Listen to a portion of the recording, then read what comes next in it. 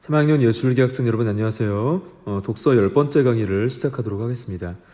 선생님과 지난 시간에 독서의 여러 방법 중에서 추론적 읽기에 대해서 배웠었죠. 자, 추론적 읽기를 우리가 학습하면서 무장포고문, 생소한 어떤 갈래의 글을 다루었었죠. 자, 포고문 또는 이것을 선언문이라고도 하고 창의문이라고도 했었는데 일단 본기에 앞서서 본기 명분을 밝히고, 자, 본기하려는 의도, 그리고 그런 명분을 이야기하면서 자발적으로 참여를 유도하는 그런 성격을 지니고 있는 글이었어요. 자, 그래서 지난 시간에 선생님이 학습활동의 4번 문제를 여러분께 과제로 냈었는데, 이 글의 어떤 주제의식을 명확히 다들 잘 밝혀준 것 같아요. 그래서 여러분이 우리가 배웠던 포고문을 잘 이해했다라고 선생님이 생각을 합니다.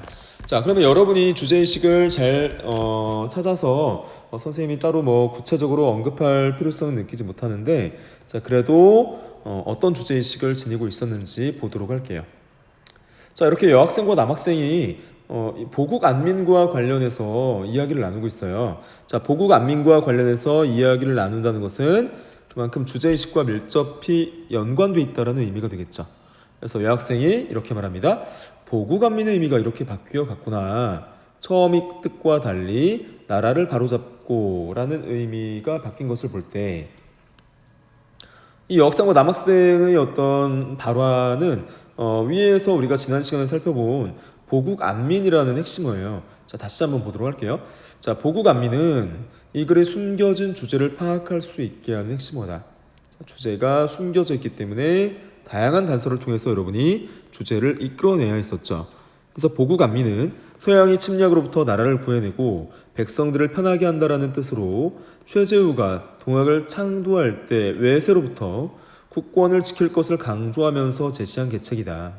그 후 최시영은 조선 조정과의 평화적 관계를 염두에 두고 보국 안민을 나라를 이롭게 놓고 백성을 편하게 한다라는 뜻으로 사용했다. 그리고 1894년 동학농민운동 당시에 보국 안민은 나라를 바로잡고 백성을 편하게 한다, 이 뜻으로 최종 바뀌었다는 거죠. 나라를 바로잡으면서 백성을 편하게 한다라는 두 가지 의미를 내포하고 있던 거예요. 나라를 바로잡고 백성을 편하게 한다라는 의미로 비추어 봤을 때 이것이 어떤 주제의식을 갖고 있었냐를 여러분이 충분히 미루어 짐작할 수 있었죠. 즉 추론할 수 있었죠. 그래서 같이 한번 살펴보면 이렇습니다. 자, 필자는 이 글을 쓸 당시 부패한 관리들로 인해서 나라가 망해간다라고 생각하고 있었죠. 자, 또한 보국 안민이 보국의 의미가 처음과 달리 나라를 바로잡는다라는 의미로 바뀐 것으로 보아서 보국 안민을 위해 봉기한다는, 자, 글쓴이 주장에는 사리사욕에 빠진 관리들이 나라를 망하게 하고 있으므로 백성들이 주체가 되어서 탐관오리들을 엄벌하고 나라를 바로잡아야 한다는 주제의식이 내포되어 있다라고 여러분이 생각을 하시면 되겠어요. 그래서 주요한 내용은 탐관오리, 엄벌, 그리고 자, 기울어진 나라를 반석 위에 세워야 한다. 즉 바로잡아야 한다라는 주제의식을 이끌어냈다라고 보시면 되겠어요. 자, 대부분의 학생들이 과제를 잘 수행했고 주제의식에 거의 접근해서 기술을 잘 해줬어요. 자, 오늘 우리가 다룰 단어는, 자, 박정희님의 의견 양극화와 자, 생산적 논쟁이라는 비판적 읽기의 제재예요. 자, 비판적 읽기 원리와 방법들은 지난 시간에 우리가 다뤘었고, 자, 오늘은 비판적 읽기, 즉 비판적 독해를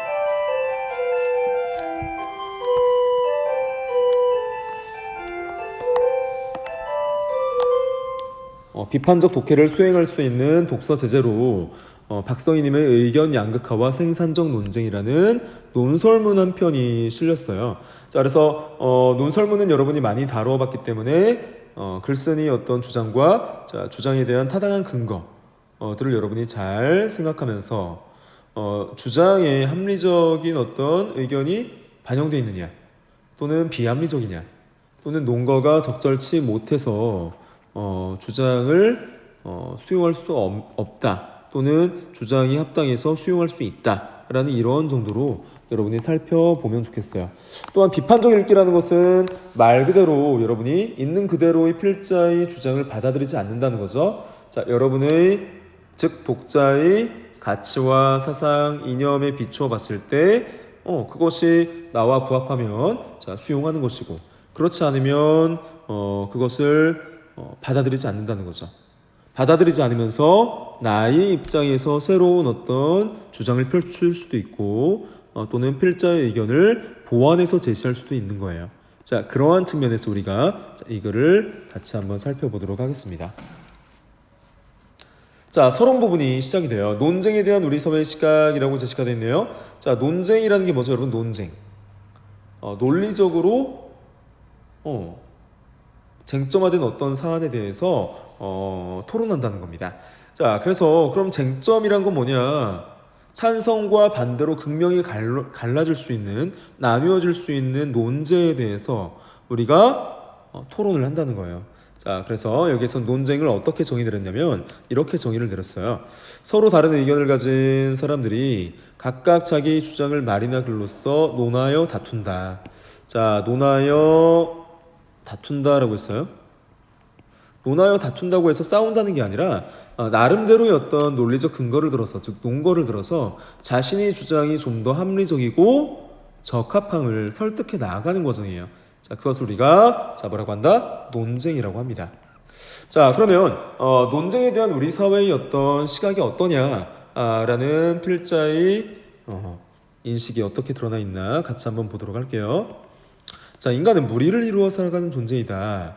자, 무리지어 사는 인간 사회에서 서로 다른 의견끼리 부딪히는 것, 다른 의견끼리 부딪히는 것은 굉장히 자연스러운 현상이라는 거예요. 자, 그래서 전제로 깐 것이 의견의 다양성입니다.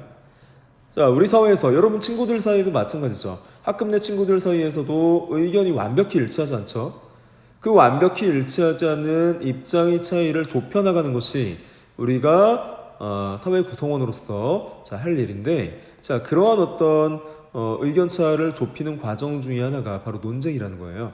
자, 그래서 전제로 깐 것이 이런 내용이죠. 자, 인간은 사회 집단을 이루어서 남과 더불어 살아가야 하는데, 자, 그 과정에서 충돌과 갈등이 필연적이다. 자, 따라서 갈등은 피하는 것이 능사가 아니다. 오히려 갈등을 잘 해결함으로써 그 사회가 나아갈 긍정적 방향을 도출하여 사회가 발전할 수 있다. 이러한 갈등을 합리적으로 갈등을 합리적으로 해결하려면 논쟁이라는 도구를 활용해야 한다. 도구라고 했어요. 수단이죠. 자, 논쟁이라는 수단을 사용해야 한다. 그래서 갈등의 합리적 해결 수단으로서의 어떤 논쟁의 중요성에 대해서 언급을 했고요. 자, 그러나 한국인들은 대체로 논쟁을 좋아하지 않는다. 라는 입장을 밝혔어요. 자신과 생각이 다른 사람과 부딪히는 것은 바람직하지 않고 반대 의견을 내면 갈등을 조장한다고 지금 잘못 생각하는 거죠. 자, 갈등을 조장한다고 생각하는 사람이 적지 않다. 갈등을 품고 사귀고 드러내지 않아야 그릇이 크다고 여긴다. 갈등을 품고 사귀고 드러내지 않아야 그릇이 크다고 잘못 생각하는 거죠. 갈등을 직접적으로 이런 논쟁을 통해서 해결하는 방향으로 나아가는 게 아니라 우리 대한민국 사회, 한국 사회는 아무래도 수직 사회이고 과거부터 유교적 윤리의식이 머리에 깊이 박혀있기 때문에 우더른이 말한 것에 대해서 감히 자신의 의사를 밝히지 못하는 경우가 많다는 거예요. 또한 갈등을 회피하는 것이 원만한 인간관계의 초성이다 라고 잘못 이해하는 경우가 많다는 거죠. 자, 우리와 달리 미국이나 유럽 같은 서구인들에게 논쟁은 학습의 도구이자 삶의 방식이다. 고대 그리스에서 소크라테스와 고르기아스가 격렬한 논쟁을 통해 수사학의 정체성을 탐색했고, 소크라테스는 삼파법이라 불리는 변증법적 대화를 통해 진리를 탐구했다. 자, 오랜 역사를 지닌 서구의 정당들은 격렬한 토론을 통해 훌륭한 정책들을 탄생시켜왔고 공직 후보자들의 경쟁력을 감별해왔다. 자, 우리나라와 대비되는 서구의 사례들을 들면서 이 부분이죠. 자, 우리나라와 대비되는 서구인들의 과거 사례를 들면서 아주 먼 과거의 사례를 들면서 논쟁이 부끄러운 것이 아니다. 또는 갈등을 조장하는 것이 아니고 오히려 훌륭한 정책을 만들어내는 수단이다 또는 도구이다라는 점을 다시 한번 강조를 한 부분이라고 볼 수 있어요. 자, 그래서 뭐 여기에서 제시를 한 것이 소크라테스와 고르기아스의 논쟁 또는 소크라테스의 삼파법 자, 그러한 어떤 예를 들었고 서구 정당들의 격렬한 어떤 토론을 통해서 훌륭한 정책들이 탄생, 자, 그리고 공직 후보자들의 경쟁력을 감별해온 자 이런 어떤 사례들을 들면서 논쟁의 정당성, 논쟁의 필요성을 부각했다라고 보시면 되겠어요. 그래서 이 부분에서는 네, 자 논쟁에 대한 한국인과 서구인의 대조적 인식과 태도를 드러내고 있다라고 보면 되겠어요.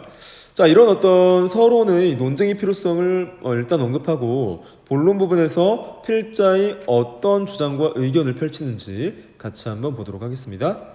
자 본론에서 갈등 해소를 위한 만남과 부딪힘이라는 제목을 들었어요. 자 갈등을 해소하기 위해서는 일단 만나야 되고 만나서 논쟁을 통해서 부딪혀야 된다는 거죠. 자 그러면 좋은 논쟁이란 상호 부딪힘이 있는 논쟁이다. 서로 양보하거나 회피하는 게 논쟁이 아니라 서로의 접점을 찾아 나가는 과정에서 서로의 입장을 밝히고 그런 입장을 밝히는 과정에서 갈등이 필연적이라는 거죠. 그 갈등을 해소해 나가는 과정이 좋은 논쟁이라는 거예요. 자, 좋은 논쟁의 조건에 대해서 언급을 해줬어요. 좋은 논쟁의 조건은 서로의 논리들이 치열하게 맞서야 한다. 이런 어떤 중요성에 대해서 언급을 해준 겁니다. 자, 그러자면 이라고 있어요. 자, 그러자면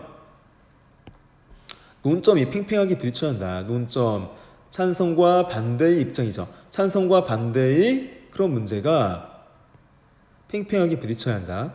서로 의견이 갈리는 부분, 즉 논점에서 만나서 마치 싸움터에서 장수들이 겨루듯 자신만의 논리로 상대와 맞서 싸워야 한다. 논쟁이 생산적일 수 있는 이유는 이 바로 만남과 부딪힘의 요소에 있다는 거죠. 자, 이 만남과 부딪힘의 요소가 있기 때문에 논점은 생산적인 것이다. 논쟁은. 자, 그래서 생산적 결과를 도출할 수 있다라고 언급을 했어요. 자, 이렇게 하면서 어떻게 또 언급을 하면요.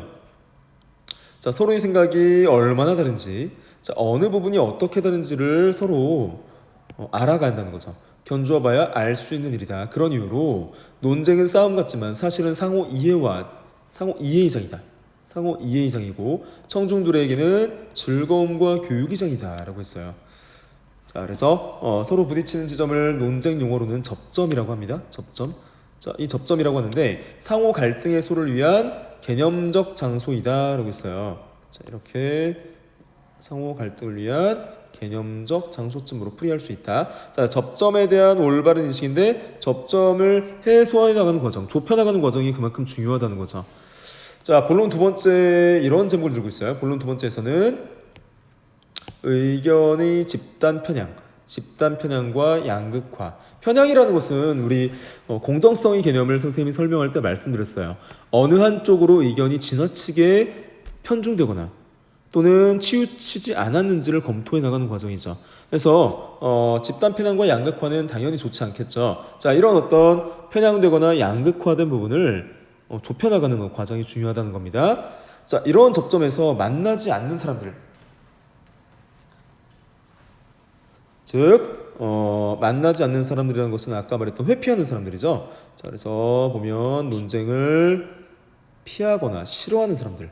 자, 이러한 사람들의 경우, 즉 다른 의견을 듣지 않는 사람들은 마치 메아리방에서 살듯. 자, 메아리가 뭐예요? 여러분, 메아리라는 것이 어떤 벽에 자신의 말이 다시 되돌아오는 현상이죠. 자신의 말이 되돌아오는 현상. 또는 상대방의 말이 되돌아오는 현상.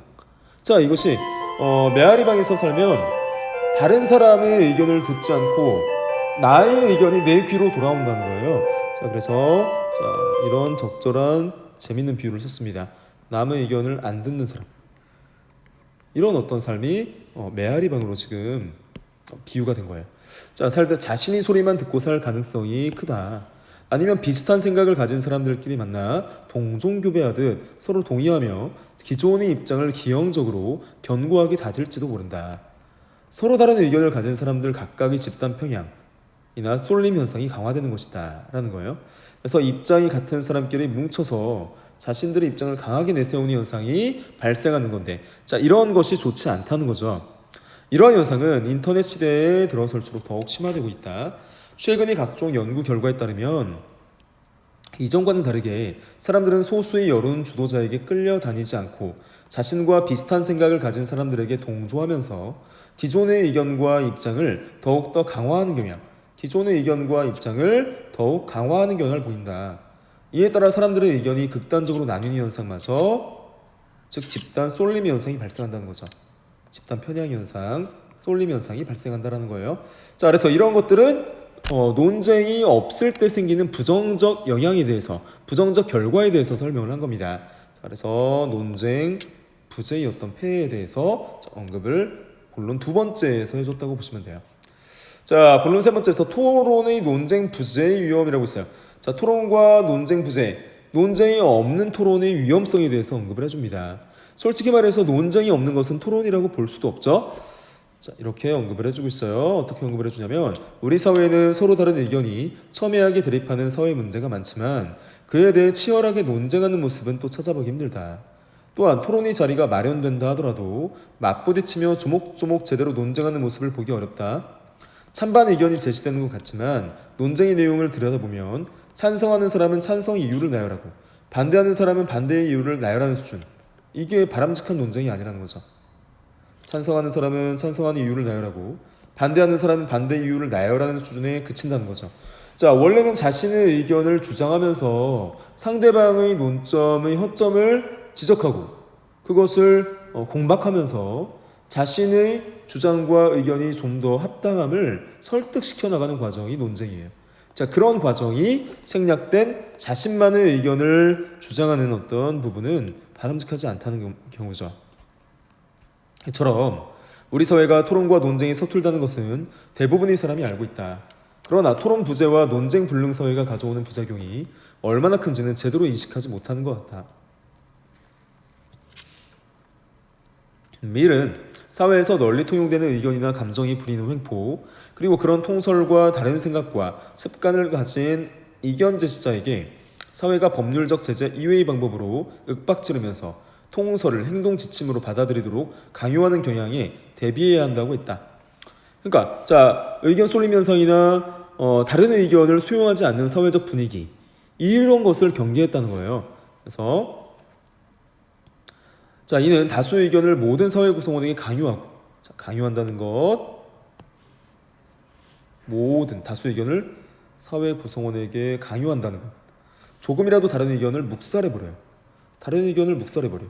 이런 사회의 위험성과 폭력성을 경계하는 말이다. 자, 그런 사회에서는 소수의 권익도 다수를 위한 합리적 정책도 보장되기 어렵다는 거예요. 자, 그래서 다수의 의견을 따르라는 사회적 분위기, 소수의 의견을 무시해버리고 묵살해버리는 사회적 분위기는 사회 발전에 전혀 도움이 되지 않는다라는 이야기를 해주는 겁니다. 자, 토론 부재와 논쟁 불능 사회의 부작용에 대해서 언급을 해주고 있어요. 자, 결론 부분에서 그러면 무엇을 강조하느냐, 필자가 자, 어떻게 강조하면서 마무리 짓나 보세요. 자, 결론은 의견 스펙트럼이 중간층이 두꺼운 사회를 추구한다는 거예요. 자, 중간층이 두꺼운 사회. 자, 그러한 어떤 의견의 수렴이라든가 자신들의 의견을 내세우면서 다양한 의견이 상존하는 그러한 어떤 사회를 추구한다는 거예요. 자, 무릇 모든 소통이 그러하듯 논쟁의 출발점도 상대방의 입장을 듣는 데서 시작한다. 상대방의 논리에서 아까 말씀드렸죠, 허점을 찾아낸다. 논리적 허점을 찾아내어서 상대방이 납득할 만한 이유를 제공하는 것, 그것이 논쟁의 규칙이에요. 그렇다면 어울리기 싫어도 생각이 다른 이들과 대화를 하고 그들의 입장을 일단 들어야 돼요. 자, 이것이 논쟁의 전제 조건이 되는 거죠. 자, 대화와 소통, 논쟁의 기본 전제는 뭐래요? 나와 다른 생각, 의견이 싫더라도 먼저 들어줘야 한다라는 경우죠. 기본 전제가 만나서 먼저 반대편의 의견을 들어봐야 한다는 거예요. 자, 그래서 이렇게 또 인용을 듭니다. 미국의 법학자 서스타인은 나는 내 의견에 동의하지 않는다라고 말하지 않는 사람들은 집단의 의견에 동조하거나 강화된 자기 의견 속에 안주한다고 했다. 그렇게 되면 자기 합리화와 상호 비방만 있게 된다. 자기 합리화라든가 상호 비방만 있는 사회가 되고 반대 의견을 내고 기꺼이 논쟁하는 사람들이 이러한 상황을 흔들 수 있는 생산적 논쟁에 나서야 한다. 자, 이런 토론 부재의 상황을 바꾸기 위해 적극적 행동을 하는 사회 구성원이 있어야 한다는 거죠. 자, 치열하게 논쟁을 한다면 우리 사회의 의견 스펙트럼은 지금보다 다양해질 것이다. 자, 그래서 논쟁하지 않으면 뭐만 존재한다는 거예요? 뭐만 남게 된다는 거예요? 자기 합리화와 상호 비방만이 존재하는 사회로 떨어지게 된다는 거죠. 자, 그래서 이렇게 이야기를 해요. 논쟁이 활발한 사회는 의견 스펙트럼이 중간층이 두껍다. 즉 쏠림 현상이 없다는 거죠. 집단 편향이나. 자, 그래서 의견 스펙트럼이 두껍다는 것은 결국 다양한 의견을 내는 여러 집단들이 공존하게 된다라는 거죠. 자, 그래서 결국 의견 양극화와 쏠림 현상이 두드러진 곳에서 집단들 간에 공유되지 않는 정보가 많아지고 소수자들은 침묵하게 된다. 그래서 사람들이 의견을 잘 내지 않는 사회가 되기 쉽다는 거죠. 그런 곳에서 의견이 양극단만 보이고 중간이 보이지 않아요. 중간이 보이지 않는다. 중간 의견이 반영되지 않는 극단의 결정이 회의하게 된다. 오늘날의 한국 사회는 과연 어떠한가로 질문으로 마무리를 짓고 있어요. 질문으로 마무리 짓는다는 것은 몰라서 물어보는 것이 아니라 한국 사회가 현재 의견의 스펙트럼이 중간층이 두껍지 않다라는 점을 지적을 해주는 거예요. 자, 그래서 한국 사회가 무엇이 부족하다? 한국 사회는 지금 논쟁과 토론 문화에 대한 질문을 던져서 그를 마무리한 것이 성찰을 촉구하고요. 자, 논쟁과 토론이 부재하다라는 점을 지적하면서 자, 무엇을 촉구하고 있어요? 한국 사회의 변화를 촉구하죠. 그래서 결국은 필자가 주장하고 강조하고자 하는 바는 뭐예요? 활발한 논쟁이 필요하다는 거고, 자, 이는 의견 스펙트럼의 중간층 강화를 위해서 필요하다는 거죠. 전체적으로 논쟁의 필요성을 강화한 또는 주장하고자 하는 필자의 견해가 잘 드러난 글이라고 여러분이 보시면 되겠습니다. 자, 그러면 이 논설문을 바탕으로 해서 여러분이 이것을 필자 의견을 받아들일지 또는 받아들이지 않을지를 여러분이 가치나 논점 또는 신념에 비추어서 판단을 해줘야 돼요. 자, 그런 어떤 판단은 여러분이 내리는 건데 학습 활동을 통해서 자, 그런 부분을 우리가 보도록 할게요. 자, 1번 문제 볼게요. 글쓴이가 어떤 사회적, 문화적 맥락과 이념을 배경으로 이 글을 썼는지 파악을 해보자 라고 했어요. 자, 이 글의 내용을 중심 내용을 정리해 보자고 했는데 선생님이 잠깐 시간을 드릴 테니까 화면을 정지했다가 여러분 스스로 한번 정리를 한번 해보세요. 잠깐 화면 멈춰두고 해보세요. 네, 여러분이 스스로 내용을 정리했다라고 생각하고 같이 한번 보도록 할게요. 자, 소제목은 논쟁에 대한 우리 사회의 시각이었는데 이 부분에서는 어땠어요? 이 부분에서는 우리나라 사람들은 대체로 논쟁에 대해서 부정적으로 생각했다라는 거고요. 자, 두 번째, 갈등 해소를 위한 만남과 부딪힘에서는 서로 다른 의견이 만나서 논리적으로 부딪히는 논쟁을 통해서 서로를 이해하게 된다. 갈등을 해소할 수 있다라고 했죠. 세 번째 소제목, 의견의 집단 편향과 양극화에서는 논쟁이 없으면 의견의 집단 편향과 쏠림이 강화된다고 했어요. 이런 현상은 인터넷 시대에 더욱 심화된다. 자, 토론과 논쟁 부재의 위험이라는 소제목에서는 토론과 논쟁이 부재한 사회는 다수의 의견만이 지배하는 위험하고 불합리한 사회가 된다고 했고요. 자, 마지막 의견 스펙트럼의 중간층이 두꺼운 사회라는 자, 소제목의 글에서는 활발한 논쟁과 토론을 통해서 의견 스펙트럼의 중간층을 확대해야 한다는 필자의 주장을 강조하면서 마무리를 지었죠. 자, 이렇게 여러분이 정리를 해주시면 되겠어요. 자, 그 다음 2번 문제를 볼게요. 자, 글쓴이가 이 글을 쓰게 된 사회 문화적 맥락에 따라 글쓴이 주장과 관점에 대해서 파악을 해보자. 역시 여러분 잠깐 화면을 정지해 놓고 여러분이 직접 수행을 해보세요. 네, 여러분이 다 수행을 했다고 생각하고 선생님이 보도록 할게요. 자, 일단 첫째, 문제가 되는 현상은 무엇인가 라고 했더니 의견이 극단적으로 나뉘는 현상이 발생한다는 거죠. 한국인들은 대체로 논쟁을 부정적으로 인식하고 논쟁하는 모습을 보기 어렵다는 점. 자, 문제의 원인은 어디 있을까? 자, 논쟁과 토론이 진정한 의미와 기능에 대한 인식이 결여돼 있고 토론 부재와 논쟁 불능서의 부작용을 잘 인식하지 못하고 있어요. 자, 그리고 문제를 해결하려면 어떻게 해야 되냐라고 했더니 반대 의견을 적극적으로 내고 생산적 논쟁에 참여해야 됩니다. 자, 그리고 의견 스펙트럼이 중간층을 두껍게 만들어야 한다라고 그 필요성을 강조했었죠. 3번 문제 볼게요. 자, 글쓴이 가치를 두고 있는 사회 문화적 이념을 파악해보자. 역시 잠깐 시간 드릴 테니까 정지해두고 여러분이 작성을 해봅니다. 네, 여러분이 스스로 작성했다라고 선생님이 믿고 같이 한번 보도록 할게요. 자, 글쓴이가 가치를 두고 있는 사회 문화적 이념은 첫 번째, 논쟁을 통해 소통하며 갈등을 합리적으로 해결해야 한다. 그리고 다수 의견이나 통설을 모든 사회 구성원이 강요하거나 다른 의견을 묵살해서 안 된다는 거죠. 자, 셋째는 자기 의견 속에 안주하기보다 자신과 반대되는 의견을 가진 사람과 기꺼이 논쟁해야 한다 라는 측면에서 필자의 어떤 가치를 엿볼 수 있었죠. 자, 넘어가서 2번 문제를 볼게요. 자, 2번 문제를 보면 이 글에 사용된 표현 방법을 찾아서 정리해보고 그 표현 방법이 글의 내용을 전달하는데 효과적인가 판단해보자 라고 했죠.